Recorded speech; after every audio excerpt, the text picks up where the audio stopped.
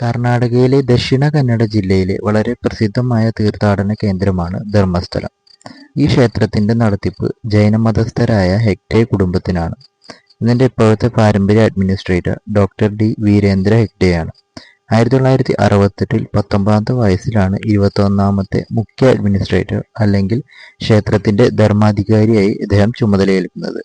2022 പ്രധാനമന്ത്രി നരേന്ദ്രമോദി വീരേന്ദ്ര ഹെഗ്ഡെയുടെ സേവനങ്ങളെ അഭിനന്ദിച്ച് രാജ്യസഭ എംപിയായി നാമനിർദ്ദേശം ചെയ്തിരുന്നു. ഇതിനും 10 വർഷം മുൻപാണ് സൗജന്യ എന്ന 17 വയസ്സുകാരിയുടെ ബലാത്സംഗ കേസും കൊലപാതക കേസും നടക്കുന്നത്.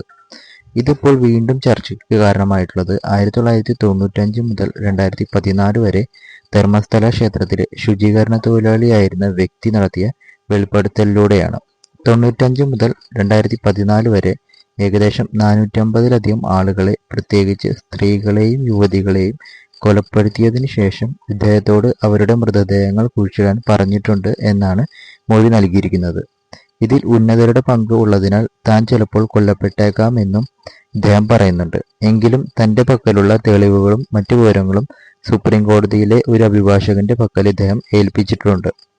ഇതുവരെ നടന്ന ന്യൂസുകളിൽ നിന്ന് മനസ്സിലാക്കാൻ പറ്റുന്ന ഒരു കാര്യം, നിലവിൽ സ്ത്രീകൾക്ക് ഒട്ടും സുരക്ഷിതത്വമില്ലാത്ത ഒരു സ്ഥലമായി മാറിയിരിക്കുന്നു കർണാടക, അഥവാ മൊഹബത് കി ദുക.